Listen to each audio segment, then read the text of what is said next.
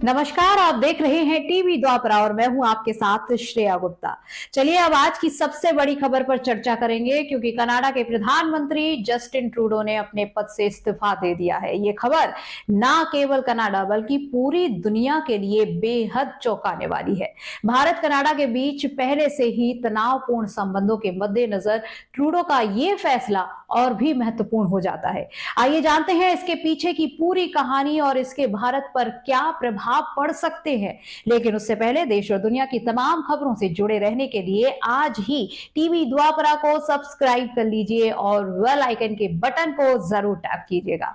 और अब आपको बता दूं जस्टिन ट्रूडो के बारे में, जिन्होंने 2015 में कनाडा के 23वें प्रधानमंत्री के रूप में शपथ ली और 8 साल के कार्यकाल में कई बार सुर्खियों में रहे। हाल ही के वर्षों में उनकी सरकार को न केवल घरेलू मोर्चे पर बल्कि अंतरराष्ट्रीय स्तर पर भी आलोचनाओं का सामना करना पड़ा। विशेष रूप से भारत कनाडा के रिश्ते हाल ही के महीनों में बेहद तनावपूर्ण रहे हैं। कनाडा की खालिस्तान समर्थक गतिविधियों और भारतीय कूटनीति पर लगाए गए आरोपों ने दोनों देशों के बीच की खाई को और भी गहरा कर दिया। वहीं ट्रूडो के इस्तीफे का सीधा कारण उनकी घटती लोकप्रियता और उनकी पार्टी पर बढ़ते दबाव को माना जा रहा है। वहीं कनाडा के भीतर उनके नेतृत्व को लेकर भी सवाल उठाए जा रहे थे और इसके साथ ही भारत जैसे देशों के साथ बिगड़ते रिश्ते ने उनकी स्थिति को और भी कमतर बना दिया था। अब बात करते हैं भारत और कनाडा के रिश्तों की, क्योंकि यह तनाव उस समय शुरू हुआ जब कनाडा ने भारतीय एजेंसियों पर अपने नागरिकों की गतिविधियों में हस्तक्षेप करने का आरोप लगाया। खालिस्तान समर्थक गतिविधियों के चलते भारत ने बार बार कनाडा से सख्त कदम उठाने की अपील की, लेकिन ट्रूडो की सरकार इन पर सख्ती दिखाने में विफल रही। सितंबर 2023 में ट्रूडो ने भारतीय एजेंसियों पर कनाडा के खालिस्तानी नेता हरदीप सिंह निज्जर की हत्या में शामिल होने का आरोप भी लगाया। हालांकि भारत ने इन आरोपों को सिरे से खारिज कर दिया और इसे तथ्यहीन और बेबुनियाद बताया। इस विवाद के चलते लेकिन दोनों देशों ने एक दूसरे के कूटनीतिज्ञों को निष्कासित किया और रिश्ते बेहद निचले स्तर पर आ गए। अब आपको बता दूं, खालिस्तान आंदोलन कनाडा के लिए एक बेहद संवेदनशील मुद्दा है। कनाडा में बड़ी संख्या में भारतीय मूल के लोग रहते हैं, जिनमें से कुछ खालिस्तान समर्थक समूहों से जुड़े हुए हैं। भारत ने हमेशा ये कहा है कि ये समूह भारत की अखंडता और सुरक्षा के लिए खतरा है। फिर भी कनाडा के प्रधानमंत्री जस्टिन ट्रूडो ने खालिस्तान समर्थक प्रदर्शनों पर खुलकर सख्त रुख नहीं अपनाया।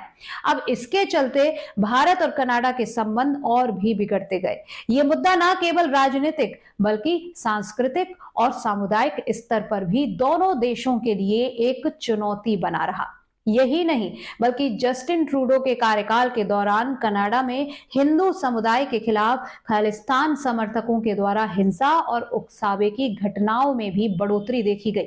2023 और उसके आसपास कनाडा के विभिन्न हिस्सों में हिंदू मंदिरों को तोड़ने, हिंदू प्रतीकों को अपमानित करने और दीवारों पर भारत विरोधी और खालिस्तान समर्थक नारों को लिखने की घटनाएं सामने आई।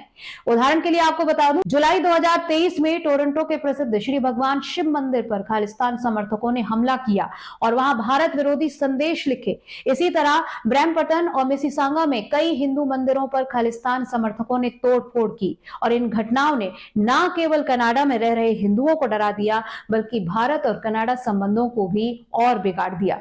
वहीं ट्रूडो सरकार की निष्क्रियता ने कनाडा में खालिस्तान समर्थकों को खुलकर गतिविधियां करने का अवसर दिया।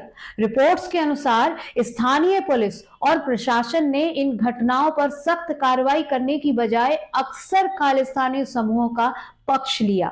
सितंबर 2023 में खालिस्तानी समर्थकों ने टोरंटो में भारत विरोधी परेड का आयोजन किया, जिसमें महात्मा गांधी के पुतले का अपमान किया गया था और हिंसात्मक नारे भी लगाए गए थे। वहीं इन प्रदर्शनों को रोकने की बजाय कनाडाई पुलिस ने इन्हें सुरक्षा प्रदान की। साथ ही भारत ने इन घटनाओं पर कई बार कनाडा सरकार से कड़ा विरोध दर्ज कराया, लेकिन ट्रूडो सरकार ने खालिस्तानी समूहों पर कोई ठोस कार्रवाई नहीं की। इससे यह संदेश गया कि ट्रूडो सरकार ने खालिस्तानी समर्थकों को राजनीतिक लाभ के लिए खुला मैदान दिया है। अब सवाल उठता है कि जस्टिन ट्रूडो के इस्तीफे से भारत पर क्या प्रभाव पड़ेगा। तो आपको बता दूं, विशेषज्ञों का मानना है कि ट्रूडो के बाद कनाडा की नई सरकार भारत के साथ संबंधों में सुधार की कोशिश कर सकती है। भारत और कनाडा के बीच हालांकि व्यापारिक संबंध बेहद मजबूत हैं। कनाडा में भारतीय मूल के करीब 18 लाख लोग रहते हैं, जो दोनों देशों के बीच एक महत्वपूर्ण कड़ी है। हालांकि खालिस्तान मुद्दे पर कोई भी बड़ा बदलाव तभी संभव होगा जब कनाडा की नई सरकार इसे गंभीरता से लेगी। अब ध्यान देने वाली बात यह है कि भारत और कनाडा के बीच द्विपक्षीय व्यापार हर साल करीब $8 बिलियन का है। इसके अलावा ऊर्जा, शिक्षा और तकनीकी क्षेत्र में भी दोनों देशों में एक दूसरे पर निर्भरता है। विशेषज्ञों का कहना है कि भारत और कनाडा के बीच आर्थिक संबंध मजबूत हैं, लेकिन राजनीतिक विवादों के चलते व्यापारिक संभावनाओं का पूरा उपयोग नहीं हो पाया है। अब यह देखना होगा कि ट्रूडो के इस्तीफे के बाद कौन कनाडा का अगला प्रधानमंत्री बनता है और वह भारत के साथ रिश्तों को कैसे संभालता है। वहीं कई रिपोर्ट्स में यह भी कहा जा रहा है कि ट्रूडो के इस्तीफे के बाद कनाडा की सरकार खालिस्तान मुद्दे पर सख्त रुख अपना सकती है। ट्रूडो का इस्तीफा केवल कनाडा की घरेलू राजनीति का विषय नहीं है, आपको बता दूं, बल्कि इसका असर भारत समेत पूरी दुनिया पर पड़ेगा। अब यह देखना होगा कि कनाडा की नई सरकार भारत के साथ रिश्तों को किस दिशा में ले जाती है। भारत और कनाडा दोनों को समझदारी और सहयोग के साथ आगे बढ़ने की जरूरत है ताकि दोनों देशों के संबंध बेहतर हो सके। आपको क्या लगता है, हमें कमेंट बॉक्स में जरूर बताएं। आपकी हर राय हमारे लिए बहुत महत्वपूर्ण है। फिलहाल इस बड़ी खबर में अपडेट इतना ही। आप जुड़े रहिए टीवी द्वापरा के साथ। फिर होगी जल्द मुलाकात एक और नई खबर के साथ। तब तक के लिए धन्यवाद।